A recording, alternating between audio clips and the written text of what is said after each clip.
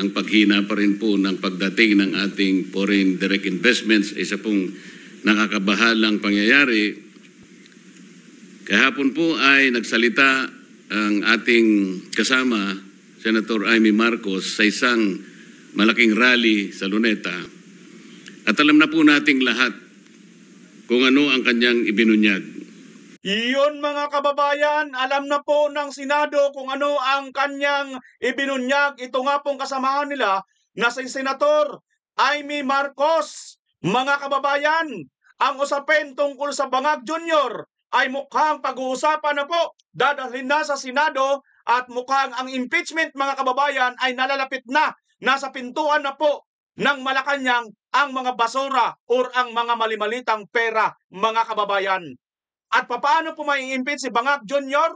Aba, panoorin nyo po sa buong bidyong ito dahil dito po malalaman po ninyo kung paano siya may impeach mga kababayan.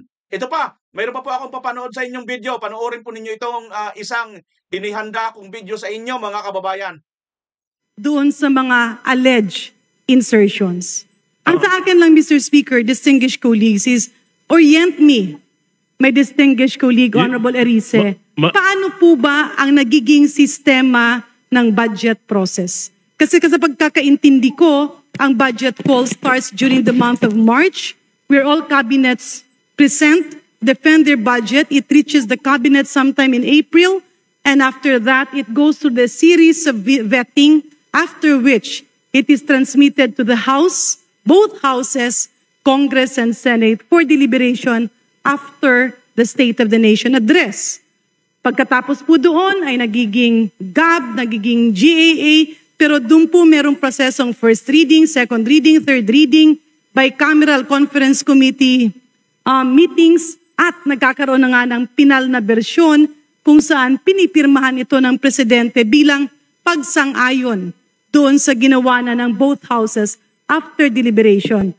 Tanong, Mr. Speaker, nagbago po ba ang prosesong ito? At kailan po ito nagbago? Noong 19 Congress po, Mr. Speaker, nagbago. Sabog si Mr. Speaker, Madam Chair. Nagtatanong siya. Tama naman ang mga tanong niya, no? Nagbago po ba ito? Ang sagot, kailan? Oo, nagbago. Kailan? Noong 19 Congress. At kasama ka dyan, Garen, mga kababayan. Ito po ang mainit na balitaktakan ni Garen at saka nito pong ni Congressman Erice, mga kababayan, dahil nagpapalusot po itong si Garen, mga kababayan. Bakit po nagpapalusot?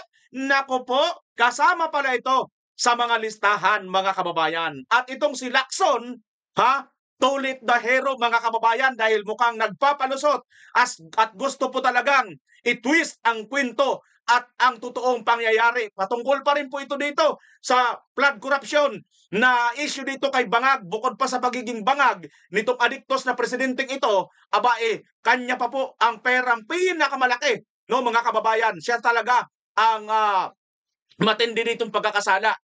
At ang malupit dito, mga kababayan, dahil dyan, hindi po siya basta-basta nagagalaw dahil napakadami pala nilang mga member ng sindikato. Mabubunyag po lahat ang mga sindikatong ito kung hindi nyo po i-skip ang buong videong ito.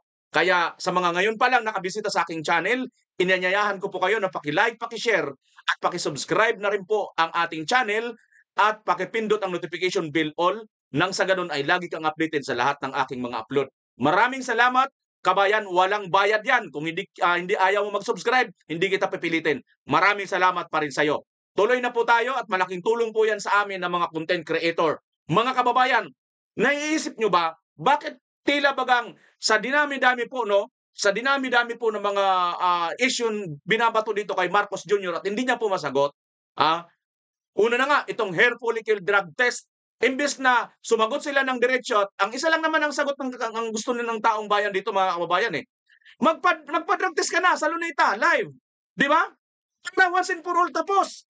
Kasi hindi na po kami rito yung nagsasalita Dati, si Pangulong Duterte, hindi mo kamag-anak, hindi mo nakasama sa buong buhay mo. Dati, mga vloggers, walang yan Kung, magiging hearsay lang yan sa amin. Pero kapatid mo na ang nagsasabi. Bakit instead na sagutin mo ng patunay na magpa-hair follicle drug test ka ng live, Huwag ka dyan sa kung ano-ano mga hospital na yan na maaaring bayaran or binayaran nyo para magawa ninyo yung pagkalukuhan at pagtatago ninyo sa tunay ninyong kalusugan. Sagutin mo mismo ang kapatid mo. Bakit ayaw masagot? Dahil totoo ang sinasabi ng kapatid mo. Yun mga kababayan. Okay? Bago natin tunguhin ang mga detalye, eto na po, mga kababayan. Paano ba? Gusto niyo bang ma-impeach si Marcos Jr., mga kababayan?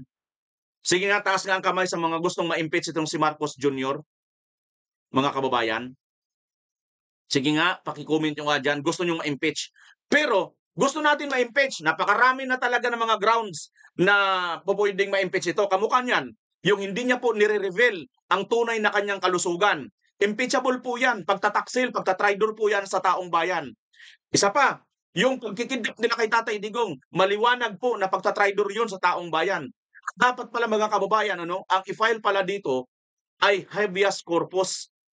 Di ba mga kababayan? Para magpaliwanag ngayon yung may hawak ng custody kay Pangulong Duterte na hindi naman po supposed to be nandoon. Dapat talaga yan, habeas corpus pala mga kababayan. Nabasa ko sa post ni John Ibanez, by John Ibanez, maraming salamat sa iyo ha. Ayon sa iyong abogado, yun pala ang dapat i-file mga kababayan. No? At ito, ang panglihis ng kanilang isyo, paano ba naman mga kababayan? Hindi po nila ililihis kasi napakarami pala nila mga kababayan, sindikato nga no?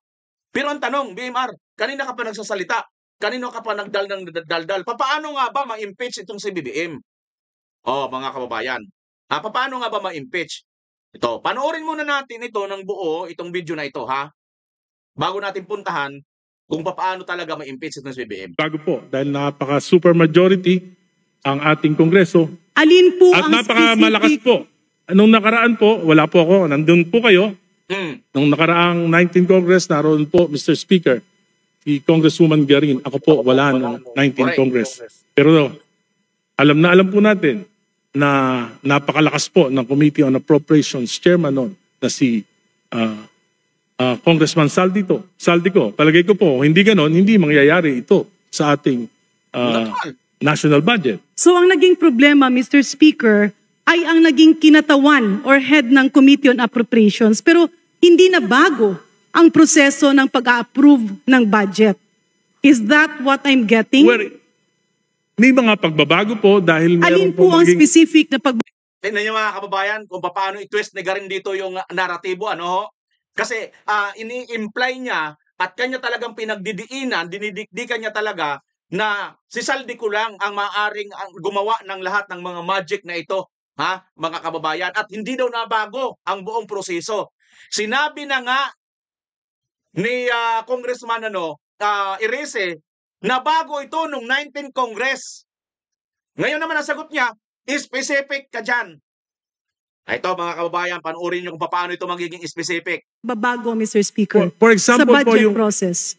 Sa aking pagkakalam, yung small committee, hindi na po nalalaman ng mga miyembro ng kinatawan, yung mismong inaaprobahan at pinapasa sa Senado. So Pangalawa dito po, sa mga pagbabago, meron pa po. so dito Bukod sa po doon, pagbabago, Honorable Erice, nakasaad ba dito na yung presidente ay nagbibigay ng proposal during the bicameral conference committee meeting? Hindi po natin alam yan. Sila lang po nakakaalam. And this is precisely my Kaya nga po point. nagtatago na sila lahat. This is Lahat sila, wala na precisely rin my alam. point, Mr. Speaker, distinguished colleagues. Managot ang dapat managot. Kung sino man ang lumait at nanggulo ng proseso ay dapat managot. But we can't muddle. Sino man ang lumait ng proseso, managot ang dapat managot. Gaga!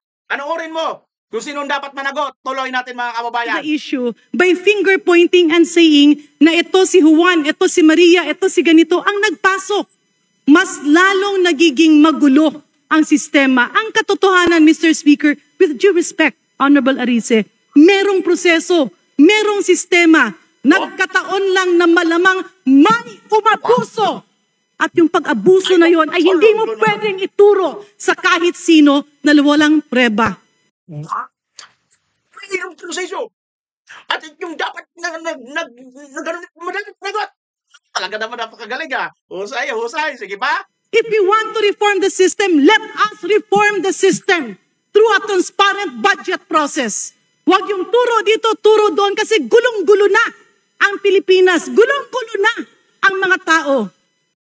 Naalala ko lang ito si Garin mga kababayan. Naalala nyo ba yung Dimbaksya issue? Yung marami rin yata ang natsuging mga kabataan? Yung tinurukan?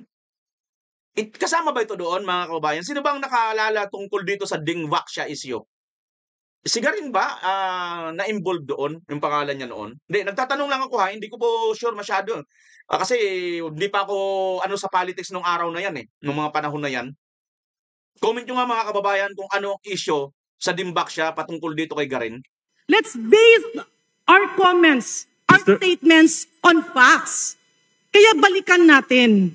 Kung puputuli natin may I ang respond, puso na Mr. to. Speaker? May I respond? Yes, if I may, Mr. Speaker, Can we that's why allow my the question gentlelady to is, finish? kung puputulin natin ang problemang ito, let us not have motherhood statements. That's a definite proposals to address the problem. So my question, Mr. Speaker, can the Honorable Erice enumerate the reforms that he believes are needed so that we will be guided to do this? Mr. Speaker, maliwanag po ang sinabi ko kung napakinggan niya. Sino po ang unang may responsibilidad? Ang Pangulo. 2023, GAA, sinalaula ng Kongreso. Binawasan ang pondo niya ng halos 300 bilyon. Hindi nangyari yan sa kasaysayan ng mga naging Pangulo sa Pilipinas. Pinabayaan niya, hindi siya kumibo. Yung kabinete niya, hindi kumibo. Specific yun. 2024, binawasan, sinalaula ng Kongresong ito, 500 billion. Binawasan ng President's budget, hindi kumibo ang Presidente, hindi kumibo ang ating mga kabinete.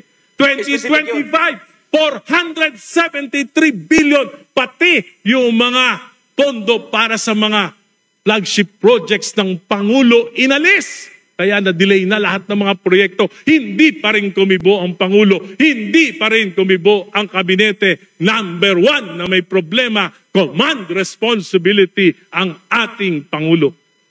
Very specific yan. Pangalawa, pinsan ng Presidente. Ang ating speaker noon, si Speaker Romualdez. Hindi ba sila nag-uusap? Mr. Speaker, Yon mga kababayan! Sapol na sapol ito si Garing-Garing! Sapol na sapol si Garing-Garing! Garing-Garing! Specific yun! 2023, 2024, 2025! Ninakaw! Ang nagnakaw mga kababayan, itong Congress! At nagsawalang kibo itong inutil na bangag na presidente. Bakit? Kasi sindikato. Yan po ang maliwanag dyan. Specific yun, Garen. Naghahanap ka ng specific, lintik. Putres. Naghahanap ng specific. Ayun na nga, oh. Baka hindi mo narinig, Garen. Ulitin natin sinabi ni Erice, mga kababayan, tungkol dito sa specific na hinahanap ni Garing-Garing. Erice, enumerate the reforms that he believes are needed. Po ang sinabi ko kung napakinggan niya. Sino po ang unang may responsibilidad? Ang Pangulo. 2023, GAA, sinalaula ng Kongreso. Binawasan ang pondo niya ng halos 300 bilyon. Hindi nangyari yan sa kasaysayan ng mga naging Pangulo sa Pilipinas. Pinabayaan niya, hindi siya kumibo. Yung kabinete niya, hindi kumibo. Specific yun. Specific yung Garen, 300 billion. Hindi kumibo ang Pangulo, sinalaulan ng Kongreso. 19 Congress kasama ka Garen noong 2023. Tuloy, Erice. 2024, binawasan, sinalaula ng Kongresong ito, 500 billion. Binawasan ng President's budget, hindi kumibo ang Presidente, hindi kumibo ang ating mga kabinete. 2024, 500 billion. So 800 billion na mga kababayan. 2024, same ang issue. Hindi kumibo ang Kongreso. Sinalaulan ng Kongreso, hindi kumibo ang administrasyon. Inutil ang Presidente, wala rin kakibo-kibo. Specific din yun. 800 billion na. 473 billion, pati yung mga pondo para sa mga flagship projects ng Pangulo inalis. Kaya na-delay na lahat ng mga proyekto. Hindi pa rin kumibo ang Pangulo. Hindi pa rin kumibo ang kabinete. Number one na may problema, command responsibility ang ating Pangulo. Yun! Number one na may problema, ang command responsibility, ang ating Pangulo. Suklay muna ako ng konti, nawala yung ano ko eh. Ayan, Garen. 300 billion sa 2023, 500 billion sa 2024, at 400 billion nito na 2025 equals a total of 1 trillion 200 billion. Tama ba mga kababayan? 8 plus 4, 12 ba? Tama? O, 8 plus 4, 12. So, 1 trillion 200 billion, 1.2 trillion. Garing-garing ang ninakaw ninyo na kasama kayo mga kababayan. Kaya naman pala, sindikato, ang hirap talaga mapa-impeach itong si BBM mga kababayan. Kasi nga, ayan no, sindikato sila. Yung Congress nanguna sa pagsalaula at itong mga gabinete ni BBM hindi kumikibo. Maliwala. Plus ngayon, syempre si BBM, kikibo pa ba, ipabangag-bangag lang eh. Hit-hit lang ng hit-hit yun, di ba? Tama hindi? Ngayon mga kababayan, ito pa. Sino pa ba ang gustong maglihis ng mga isyo? Ito mga kababayan, ito, gusto pang ilihis, no? Ilihis ang issue nitong mamang ito. Tingnan nyo po ito mga kababayan na gustong maglihis din ng issue. Nasaan na ba yun? Nasaan na ba? Ito. Sabi dito, Lacson claims former DPWH Yusek Roberto Bernardo approached him to dispute ex-representative Saldico claim that it was PBBM who ordered the insertion. Bernardo said it was him who personally made billions of cash deliveries to executive Yusek. Ano ba itong pangalan nito? Try Ulayvar. Mga kababayan. Galing daw sa BNC. Ito. Itong komentaryo dito. Nang nakita po ito. Ping, it's too late to twist the truth of Saldico's statement. Your invented false narrative to shield your drug addict boss makes you more sound and look puny that even non-psychologists know you are covering and lying for your plunderer boss. The more you do this, the more you lose your credibility because you could no longer fool the Filipino people. Their question is, ito na ang tanong, Peng. Peng, how much? Question mark. Mga kababayan, nagtatanong po ang taong bayan. Ganyan po. Ang ginagawa nilang panglilihis. Bakit ba mga kababayan? Parang katulad din dito napanood natin. Si Garen, di ba? Lihis din, di ba? Nililihis nila kay BBM, pero si BBM talaga, ayon kay Congressman Irise, hindi kumibo. Siya yung may hawak nito eh. Siya yung pipirma ng lahat eh. Di ba? Yun din ang premise ni Garen. So, sistema nga, maayos naman daw, sabi niya. Ang gusto lang talaga nilang ilaglag si Saldico. At ngayon, kamukha nito ngayon, isa naman sa banat nito Lacson, ito naman daw si Bernardo, na isa rin kasabwat mga kababayan, maliwanag, isa rin to sa sindikato mga kababayan. Mamaya, ano natin. Ganyan ngayon kanilang ginagawa, no? Di ba? Kasama ito si Lacson, grabe, no? Makapagbanat. Talaga naman, lihis talaga, hindi pupunta doon sa Malacanang. Ito na, mga kababayan. So Lacson, ang tanong ng taong bayan, how much? Kasi kahit anong mo dyan, gawin mong palusot, nagmumukha kang phone, no? Yung phone yung sa larong chess, mga kababayan. Ito yung post na pinagkuhanan yun, BNCPH, nanggaling daw yan. Tingnan nga natin yung post ng BNCPH, mga kababayan. Ito pala yon. Bernardo sent a handwritten letter to PBBM triggering resignations in the palace. Update. Senator Pampilo Ping Lacson revealed in the Senate that after Saldico's exclusive video alleging a presidential order for a 100 billion BICAM insertion, whistleblower and former DPWH Yusek Bernardo surfaced to dispute the claim. Bernardo reportedly said he personally handled around 52. Ayan na mga kababayan, he personally handled around 52 billion of the 81 billion meant for DPWH, personally daw, and delivered money to Yusek Tribe Ulayvar with Yusek Adrian Bersamin, possible present. He also claimed he brought about a 16% commitment to Ulayvar. Lacson added that the palace official discussed how to carry out the insertion, and that Executive Secretary Lucas Bersamin allegedly said, "We will take care of it." Ayan, ayun na. Laglagan blos na mga kababayan. Ay, tingnan natin kung pipiyok din nito si dating Secretary A.S. Bersamin. Tingnan natin nga. Kasi mukhang si Secretary na, papunta na kay Secretary. Ay, wag na. Itong music, itong A.S. Bersamin nito, little president po ito mga kababayan. Katulad po ito kay ano dati, kay A.S. Attorney Rodriguez, Vic Rodriguez, di ba? Little president po yan, mga kababayan. Yun po yung napakalaki po ng papel niyan. Isa po yan sa talagang, kumbaga, little president. So ngayon, para bang sinasabi na nila rito na we will take care of it. Para bang wala na kay Marcos ito, kay Bersamin na ito. Pero sa totoo lang mga kababayan,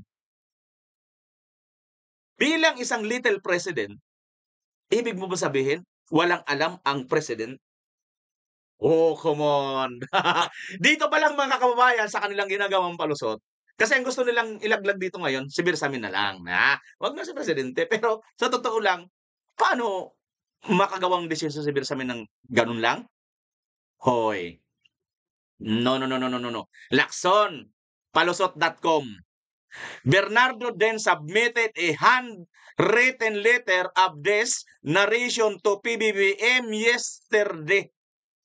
This was followed by the courtesy resignation of A.S. Bersamin and the resignation of Yusek Ulayvar earlier this afternoon. Ito yon via Hanati BNCPH. Ang tanong mga kababayan, wala ba kayong napansin sa dulong sinulat na ito? Dulong part? Nang pinost ko ito mga kababayan, nakita ko, nilagyan ko ng caption, seryoso, personally mismo si Bernardo nagdala ng handwritten letter kay BBM? Ayan mga kababayan, no? Bernardo then submitted a handwritten letter of this narration. Personally, mga kababayan, to PBBM yesterday. Wow. Lakas, ha? Personally, siya mismo ang naghatid. Yung isang iniimbestigahan, yung isang suspect sa pagdanako at pagdarambong, personally na nagbigay ng salaysay doon sa kanyang boss. Nga naman, tugman-tugma nga naman. Siyempre, saan mo ba ibibigay yan? Di ba sa boss mo? O, sino ba ang boss mo? Si PBBM. O, sino ba si PBBM? Boss ng sindikato. Na hindi lang basta boss, bangag na boss. Ayon kay Senator Amy, mga kababayan. At wag kayong mag-alala dahil nabanggit na ito ng Senator Marcolita. Mukhang malapit na po mapunta dyan, mga kababayan, sa impeachment. Mapupunta na tayo dyan, mga kababayan. Okay? So, ngayon, ano ba itong isa na to? Tingnan ko lang. Hindi yan. Hindi yan. Okay. So, mga kababayan, ito na. Ito na, no? May mga panglilihis. Si Garen, Lacson, at yung iba pang mga ano nila. Nililis nila lahat, gusto nilang ialis, itago kung sino talaga masisisi. Bakit mga kababayan? Kasi ito po palang dahilan. Ito po palang dahilan mga kababayan. Ayan oh. May post po dito si Maria Fima Duterte. Ayan po mga kababayan, ang post niya. The top 51 officials who are involved in benefited as per Representative Zaldico in 1 trillion flood control. Let's just add, default, mga kababayan. Ito yon. Sige, isa-isahin natin itong mga pangalan dito mga kababayan, mga listahan. Ayan o, nakikita nyo, di ba? Buo. Ganito para mas malinaw siguro. Makita nyo dyan. Hindi nyo makita pag ganyan, no? Si Marcos. Wag, ibalik natin. Ayan mga kababayan, ang number 1 po dito. Sino pong number 1? Basahin natin. Number 1, Ferdinand Marcos Jr. Number 2, Liza Araneta Marcos.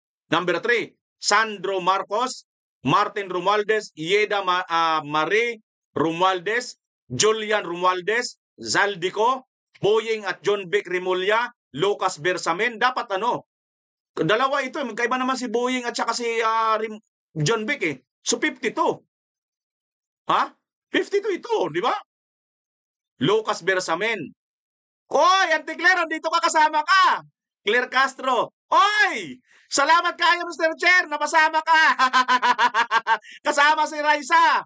Bayros, mga kababayan. Oy! Si Tito Soto. Itbulagaks. School Bukol. Oy! Pinky, kasama ka rin pala. Si Loren, kasama ka rin. Rapitol po, ang ingay-ingay mo kasama.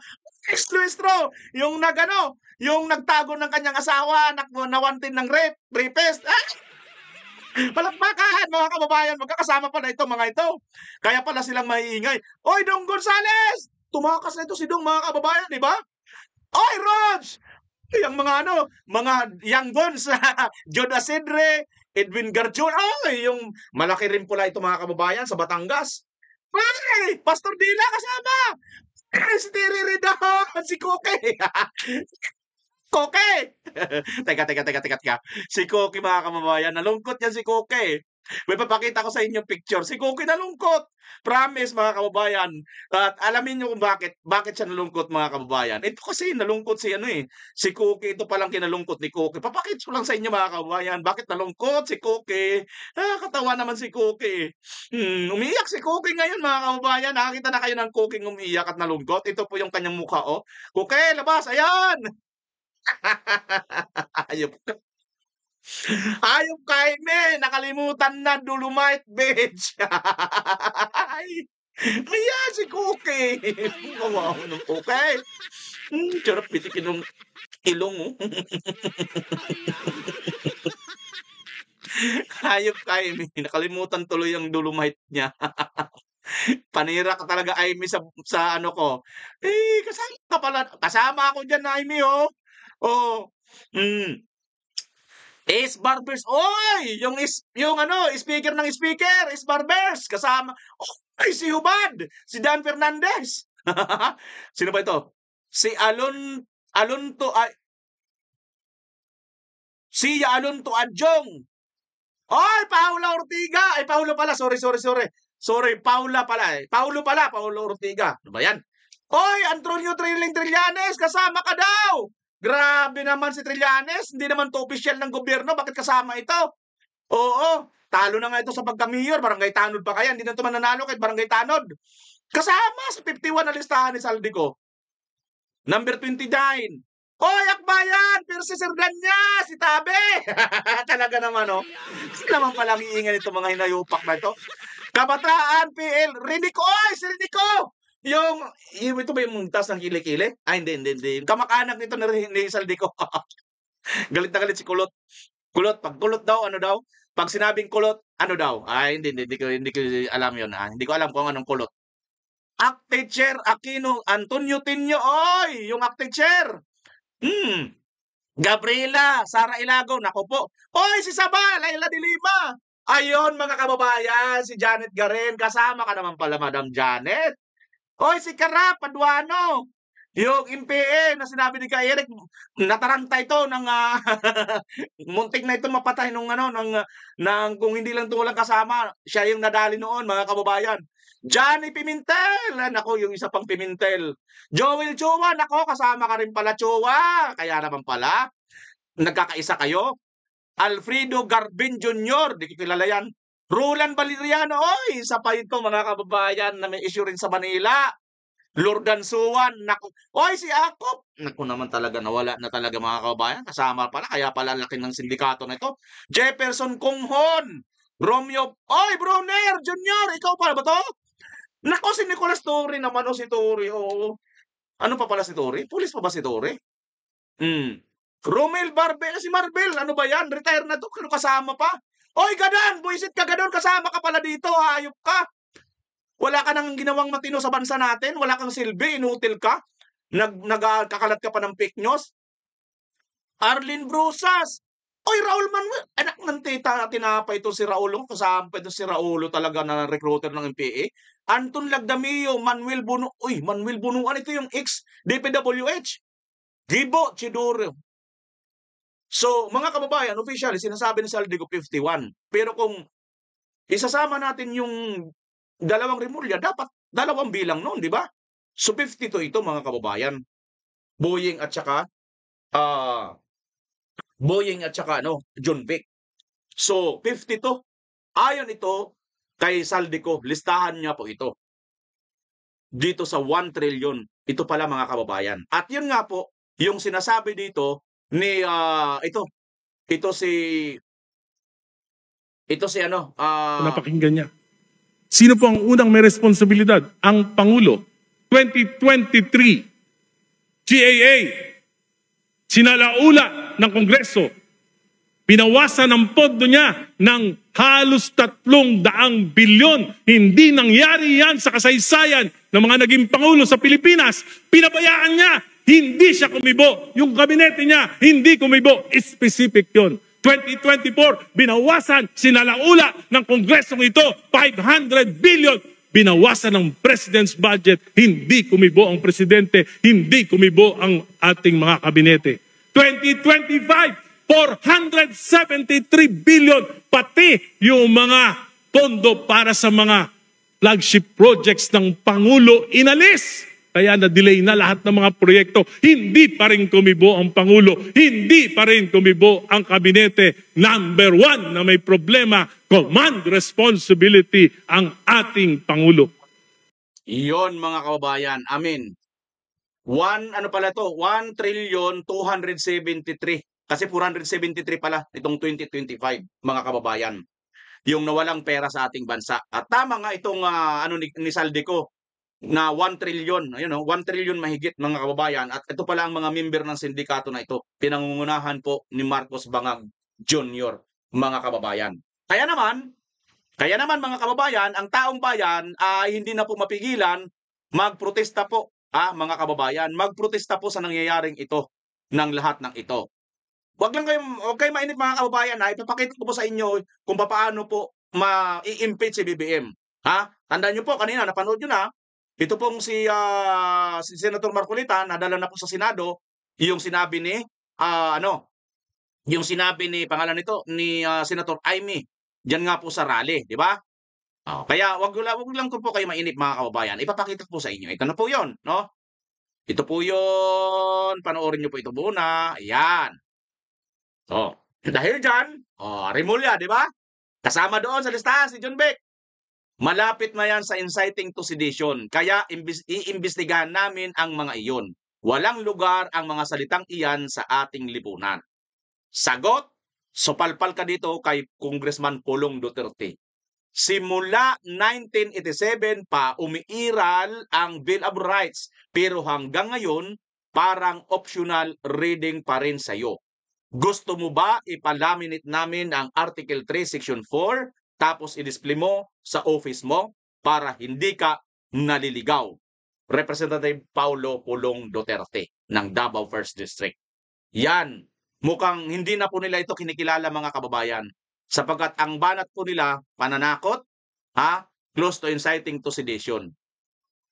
John Vic, Hindi ka na ba tinatablan ng konsensya mo? Adik yung boss mo. Ikaw may pinag-aralan ka naman siguro. Ha? Hindi ka naman siguro adik, John Beck. Pero naniniwala ka sa adik, pinoprotektahan mo yung adik ayon kay Senator Amy. Ganun na ba talaga ngayon kawalang kwenta na po ang mga taong may mga matataas na pinag-aralan sa ating bansa? Ganun na ba wala na talaga kayong respeto sa inyong sarili? Ha? Wala nang kadignidad mga kababayan? Ganyan po ang nangyayari ngayon, no? Ganyan po ang nangyayari sa ating bansa na walan po ng dignity o dignidad ito po ang ating mga mamamayan. Ha? Dahil po dito mga kababayan. Isa po sa mga ginagawa nilang mga panglihis sa issue ito. Di ba? Yung kasuhan, inciting to sedition o kung anuman ang gusto nilang ilagay dito po sa ating mga kababayan, no? Para po matakot na magsagawa ng rally. Na isa itong paraan para i-voice out po natin ang ating mga hinanaing dito po sa bangag na Marcos administration. Despite na ganyan na napakalaking issue mga kababayan, sinisingit nila yung ibang issue katulad kay Senator Bato, na gustong arestuhin ng ICC. ICC, mga tarantado kayo, tarang-ugag kayo dyan, ang arestuhin ninyo itong bangag na presidente. Dahil ito, mayroon itong kasong tungkol sa humanity dahil marami po ang namatay dito ng mga Pilipino nitong bagyo dahil po sa kanilang kagagawan, dahil po sa pagsindikato nila ng budget na 1 trillion mahigit. Ayon dito kay Saldico, mga kababayan. At yun nga kay Congressman Eresi, isa niya po 2022, 2023, 2024, 2025. Yan mga kababayan, no? Teka, nasa na ba yung ating video? Ito na po ang video na sinasabi ko po sa inyo na pwede po, no, dahilan na para mag-impeach kay Marcos Jr. Pero bago yan, tingnan nyo po muna itong balita. Talagang warrant. So, naturally, as an officer of the court, he being a lawyer, now, sa tingin ko, may explanation siya. Oh, meron palang warrant. Kasi presenta yan sa Korte Suprema. Kasi kung meron, wala nang rason yung Korte Suprema na hindi aksyonan yung aming petisyon. Kung meron pa bang obligasyon ang ating gobyerno na makipag-cooperate doon sa ICC knowing that nag-withdraw na tayo sa Rome Statute. Effectivity nito noong March 17 pa, no? So, noong 2019. So, kung wala na tayong obligasyon doon sa Rome Statute, itong ICC warrant na ito, wala na ito, hindi na ito dapat pansinin ng ating gobyerno. At kung meron man siyang kopya, ebidensya ito. Hindi na ako kailangan mag-prove ng clear and urgent necessity. Nandyan na yan. Pero di ko maintindihan bakit outrightly dininay, wala pang rason na binigay. Pero of course, that is the Supreme Court. We will file a most respectful motion for reconsideration. Kasi pwede kami mag-file ng reconsideration. No? Earnestly requesting the Supreme Court to reconsider because kung mapresenta ito, hindi na ako kailangan mag-prove ng clear and urgent necessity kasi nandyan na yan. Ombudsman siya, he is supposed to be one of the highest officials of the land. And in the 1987 Constitution, he is supposed to be the protector of the people, and I could not understand why he is now acting as if he is the unofficial spokesperson of the ICC. Di kailangan ipresenta niya ito kasi abogado siya. Officer siya ng korte. Opo. Pero attorney, bagamat hihintayin pa rin po namin ang inyo pong pag-file na motion for reconsideration dyan, hindi pa ho naman po tapos mismo ang issue kasi bagamat hindi pinagbigyan yung ito pong inyong kahilingan na ilabas yung ICC arrest warrant na yan, pinagbibigyan pa po ng kataas-taasang hukuman ang respondents na mag-file ng manifestation tama na within 10 days, di po ba? Tama po. Okay. Tama po. Tama po. Hindi ko nga din maintindihan bakit yung inquirer, yung Rappler, no? Ang portion lang ng pagka-deny na walang rason yung aking motion na ipresenta yung warrant, pero hindi kino-cover na ni-require yung gobyerno, yung mga respondents to respond, to comment on my very urgent manifestation with motion for reiterative motion for issuance of TRO. Anong tinitro ko dito? Ang tinitro ko yung continued cooperation ng what you call this ng Pilipinas. Kasi kung hindi ka na partido doon sa ICC, hindi ka na party sa Rome Statute, wala ka ng obligasyon na makipag-cooperate, wala ka na obligasyon mag-implementa ng warrant. Opo. Yung nga po ang inyo pong main argument dito, no? Bagamat sa kabilang banda naman, may argumento rin na hindi, meron ng desisyon ng Supreme Court na sinasabi, kahit na hindi tayo miyembro ng ICC, pero yung mga nangyari before the withdrawal, dapat pa rin ituring, na valid, no? Doon sa reklamo nga, kasi that time, member pa po tayo. Although, iba ho naman yata ang usapin yun, ano po, attorney? Ibang usapin yun, Pangilinan ruling yun, ibang usapin yun. Dito kasi, prinisend ko na as an issue yung provision po ng Article 127, yung matter under consideration. Hindi naman, yung matter under consideration na nakasaad doon sa under Article 127 in order for the ICC to have residual jurisdiction. Ang tingin po namin, yung matter under consideration dapat, no, within 1 year period galing natin pag-withdraw ay na-consider na ito ng korte, hindi lang ng prosecution. Kasi dito, 2019, wala na tayo sa, what to call this, sa ICC. 2021 na, nandun sa pre-trial chamber yung formal request for to take cognizance of the Philippine situation. So, sa tingin namin, wala na, delayed masyado yung ICC. So therefore, wala nang jurisdiction yung ICC. Sige po, okay. Sige, so pero kung sakasakali ho, no, na mag-reply nga ito pong mga response. Ayan mga kababayan mapapansin nyo rito, pinipilit lang talaga ni Boyeng na umakto na parang taga-ICC tayo. Ito, hindi po ako abogado.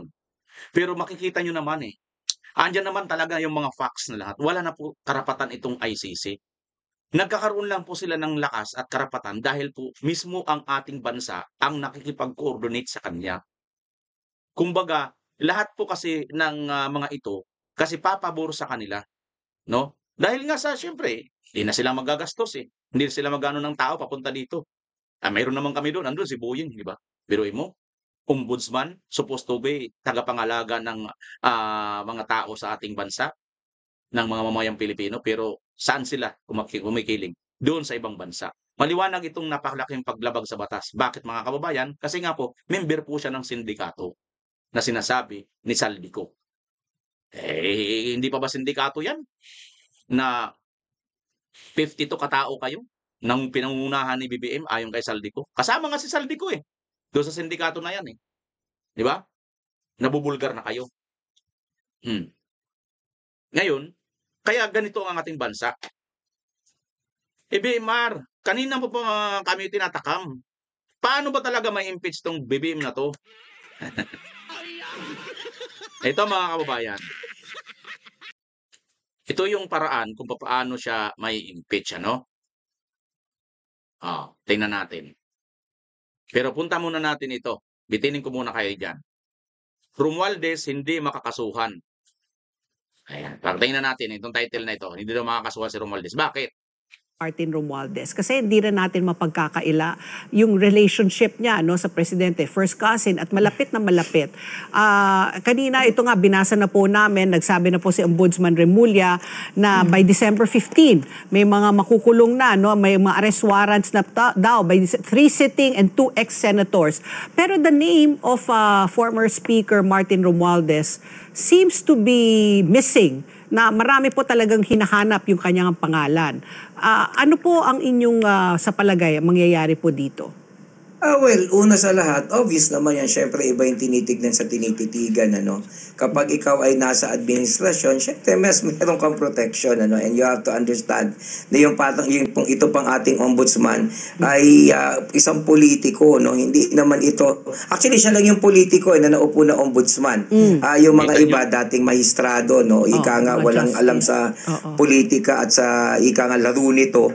So, syempre, marunong din lumaro itong ating bagong ombudsman. And Oh, diyan pa lang sa puntong 'yan mga kababayan, isa na 'yan sa red flag eh. Isa na 'yan sa hindi magandang senyales dito sa ating panunungkulan nitong si BBM eh. Ginawa na po na talaga nilang sindikato na po itong ating hindi sindikato ng mga pamilya kasi no, magkapatid sila, nandiyan sa posisyon. At ang kanilang mga kamag-anak andiyan sa Cavite, di ba? Mga nasa posisyon din, mga politiko. Pagkatapos mga kababayan, ito ring Marcos, nandiyan, magkakamag-anak din sila diyan. Oh, ayan si Martin, magpinsan sila. Ginawa na nito sindikato ng mga magkakamag-anak na pamilya itong ating government na ito ngayon mga kababayan. At ang kaya lang makagawa nito, ang isang bangag na presidenteng si BBM. Dito kaya ng iba eh. Napakalakas ni BBM pala. Oo, pagdating sa puntong itong gumawa ng sindikato, siya lang nakagawa nito kaya napakalakas pala ni BBM. Mali pala tayo na weak leader ito. Strong leader pala ito dahil biruin mo, sa pagiging strong niya nagawa niyang lahat ng ito. Manakaw niya yung 1.2 billion, trillion. Definitely, those who are still considered na ika nga ay kaalyado ng administrasyon, may protection sila. So understandably, hindi niya masyadong iipitin syempre itong si Speaker Romualdez. Pangalawa, and this is something naman na nakakatulong din sa kanya, wala pa rin talagang diretsang ebidensya kasi na magdi-link doon sa speaker Meron sana kay Gutesa, but we have yet to see him. Kailangan ika nga di-surface siya. Kailangan magbigay siya ng testimonya uli. Kailangan magpa-interview siya. Kailangan sumailalim siya uli sa proseso. Kailangan mag-submit siya ng affidavit para magkaroon ng tinatawag na testimonial support. Yan ang problema natin mga kababayan. Kasi si Gutesa, hawak na nila. Ayon naman kay Congressman Mike Defensor, illegally detained na daw po ng Marines si Sergeant Gutesa ngayon. Na supposed to be, yun na lang ang inaasahan ni Gutesa at ng taong bayan. Aywan ko ba? Kaya napakalaki talagang sindikato nitong ating gobyerno na ito. Napakalaki talagang sindikato kaya mahihirapan talaga tayo. Kaya isang miracle ang maaaring magpatalsik dito kay Marcos Jr. Pero mayroon pa mga kababayan, mamaya panoorin lang po natin. Huwag kayong mag-alala. Patapusin nyo lang ako ha. Sinasabi ko lang kayo. Than that, yung sinabi niya sa Senado ay hindi pa ika nga ganap. Yung namang binigay ni Saldi ko naman, as I said, hindi rin naman admissible yon. So napakaraming bagay na nakakatulong din kaya Romualdez because at the end of the day, hindi naman pwedeng demanda ka dahil sa iniisip lang natin. Dahil parang feeling ko ginagawa niya ito. Imposible naman. We're still evidence-based. Kasi kung hindi tayo evidence-based, di kahit yung inosente pwede nating i-demanda, hindi ba? So siguro yung unang nakikita ko talaga dito, depende na lamang yan kung magbabago ihip ng hangin. Alam mo naman, merong mga puwersang hindi nakikita sa ganitong klase ng mga usapin. Hindi ba? Politika ito di syempre, ganun. Yon, patungkol dito sa sinasabi ni attorney na depende na lang kung mag-iba ang ihip ng hangin. Tandaan po ninyo, matagal-tagal din natin panahon, matagal-tagal din natin pinangarap na sana itong si Senator Amy Marcos ay magsalita na about dito sa kung si BBM nga ba talaga ay sangkot sa illegal na cocaine or droga. At ngito nga, hindi lang po si Marcos, si BBM ang sinasabi niya, lalo na kasama itong asawa at ito pong anak pa na si Sandro Marcos, na isa ring congressman. Grabe mga kababayan, di ba? Mayroon po tayong pamilyang leader ng ating bansa na pamilya po ng mga adik.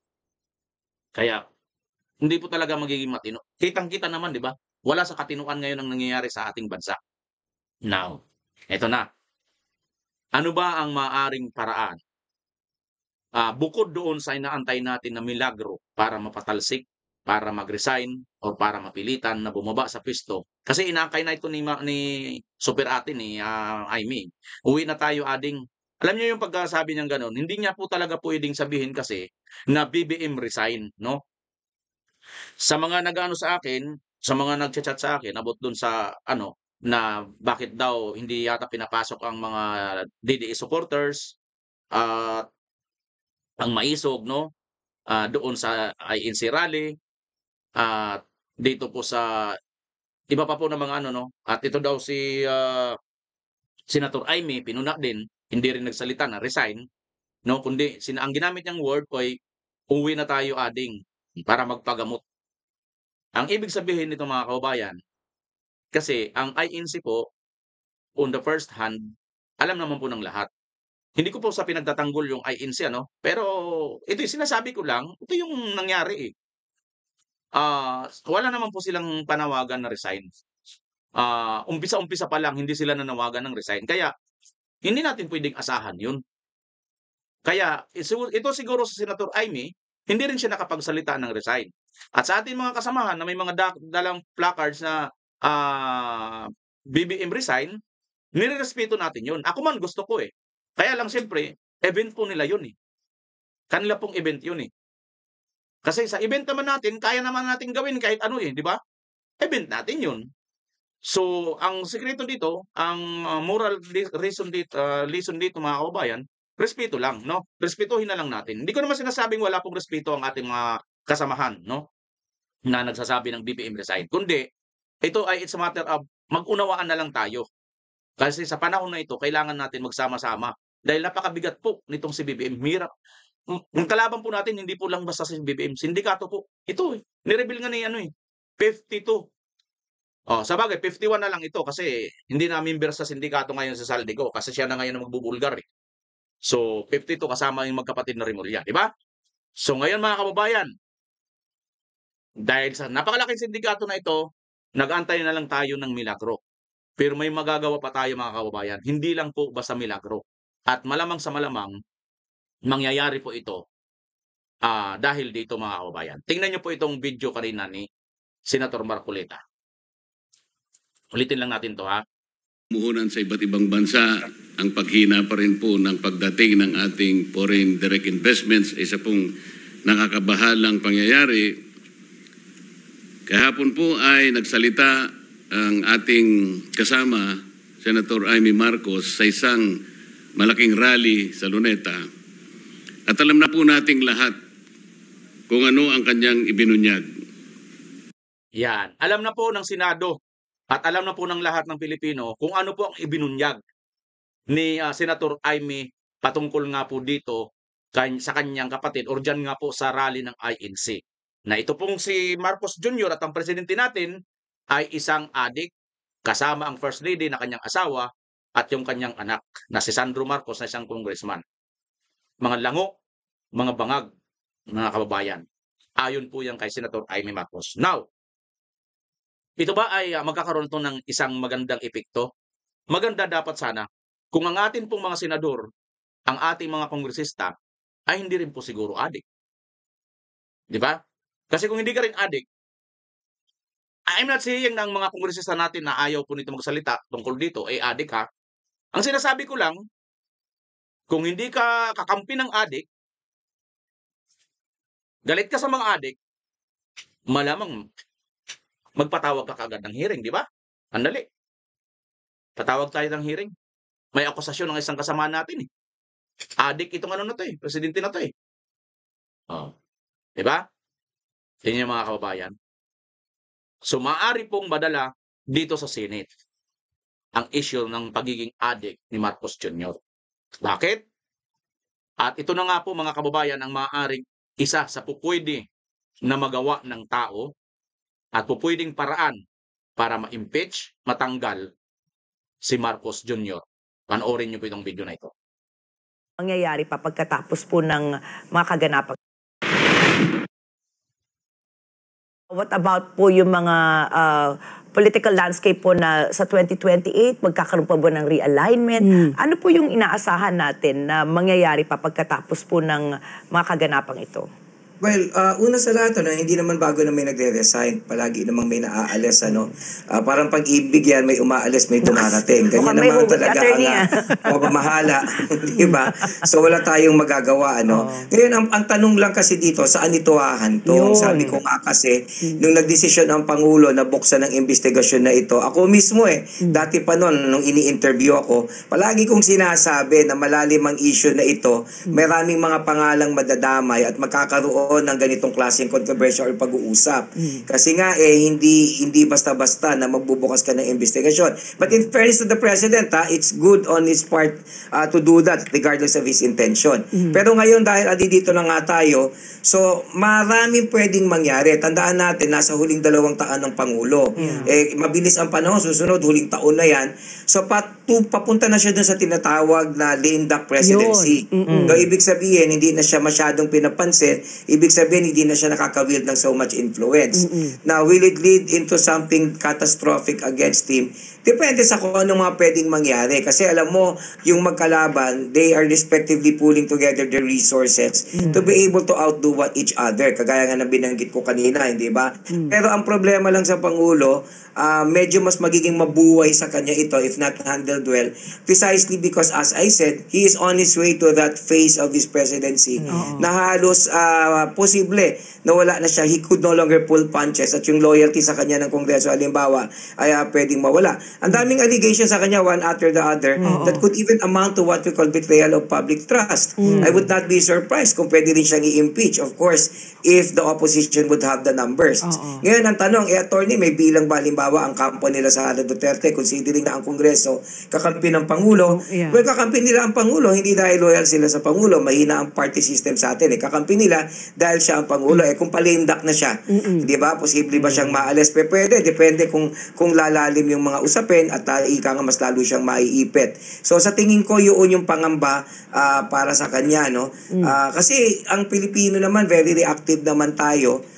Yan mga kababayan, yan po ang isa sa maaaring dahilan para po itong si Marcos Jr. ay ma-impeach. Ano yun? Ang Kongreso mismo. Tanay ka, yun nga, di ba? Narinig natin. Kakampi niyang Kongreso, paano siya may impeach? Oo, kakampi niya.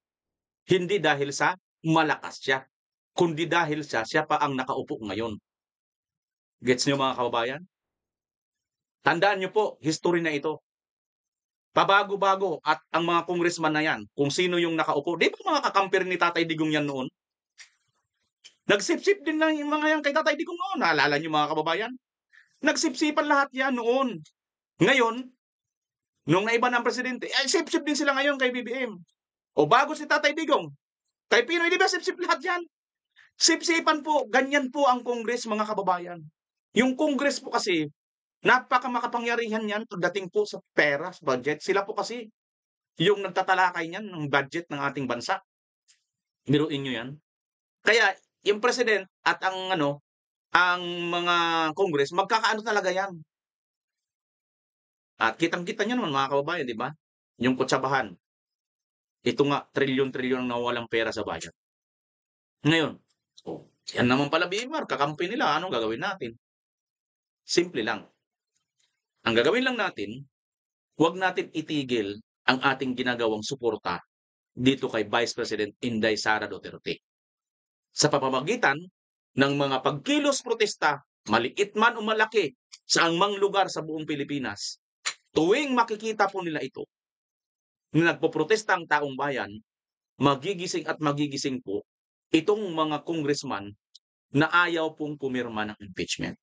At ngayon, sa nakikita natin, si Congressman Kiko Barsaga pa lang, ang Duterte Youth Party List sana, kaso nga lang, gago itong natin ginamit nila ang Comelec para sibakin.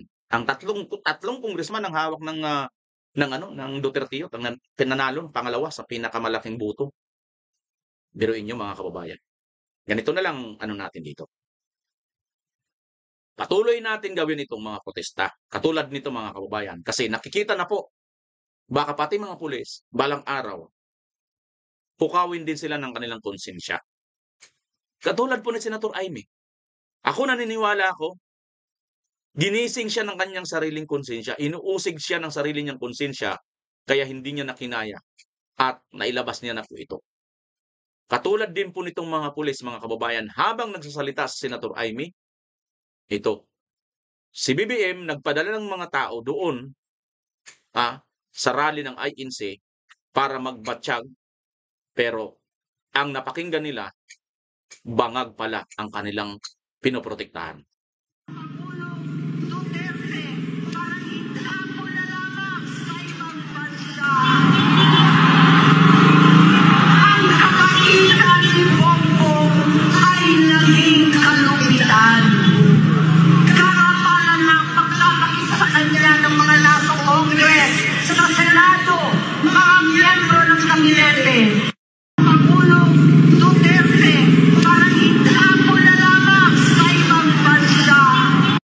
Yun mga kababayan, narinig nyo?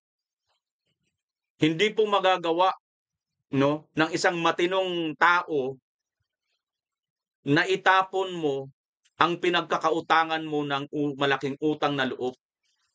Sa tingin ko, nag-accumulate na dito sa konsensya ni Senator Amy Marcos yung nagawa ng Pangulong Duterte sa kanilang pamilya. Hindi ako kamag-anak o hindi ko makilala personal ng mga Duterte at mga Marcos. Pero ang kultura natin bilang Pilipino, malaki ang pagtanaw natin ng utang na loob. Isang napaka-heinous crime ng ating morality. Heinous crime pagdating sa morality para sa ating mga Pilipino ang hindi tumanaw ng malaking utang na loob. Kaya mong bayaran lahat, kayamanan, pera, ang mga ari-arian, kaya mong ibigay yan. Kaya mong bayaran. Pero yung utang na loob, kahit kailan, ang hirap bayaran. Tayo mga Pilipino, ang utang na loob, binabaon natin hanggang sa hukay. Sinasama natin hanggang sa ating libing. Hindi natin tinatanggal, hindi natin inaalis na mayroon tayong utang na loob.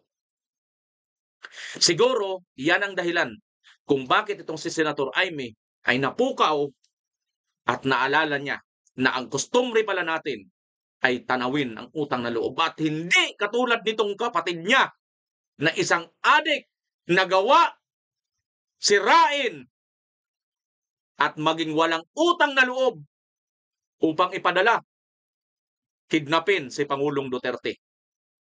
Na despite ng nagawa ng matanda, walang nakagawa. Almost 30 years, binuro nila ang kanilang ama. Mga Kailokanuhan, proud ba kayo sa ginawa ni Marcos Jr.? Hindi pa ako galit. Nakaka-proud ba? Magtatanong lang ako sa inyo mga Ilocano. Nakaka-proud ba bilang Ilocano ang walang utang na loob?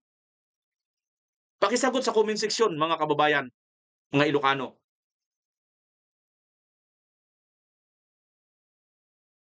Madamag kulaang. Madamag kulaang. Nukas jayman nga rod. Mayat nga rod.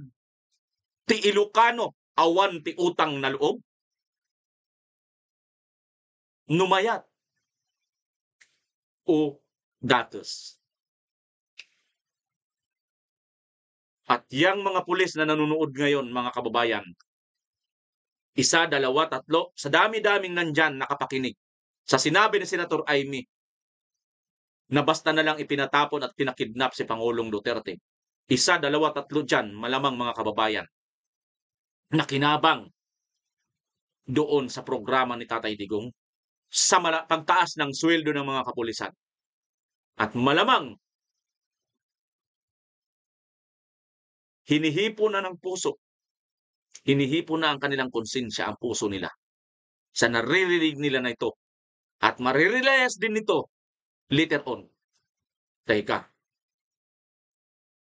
Bilang isang pulis, alagad ng batas, nanumpa ako, maglilingkod ako sa bayan. Na may credibility. Pipigilan ko yung mga masasamang elemento. At itong mga adik sa ating lipunan, salot, at ang mga sindikato. Mga kababayan, malay nyo, ako, may tuturing isang milagro yung paglabas ni Senator Amy Marcos na yan. Para sa akin, isang napakalaking milagro yan. Dahil hindi biro. Galit ako sa mga Marcos. Galit din ako kay Amy. Kasi dahil sa kanya nabudol si BP Sara na dapat sana presidente na maayos sa sana ating bansa.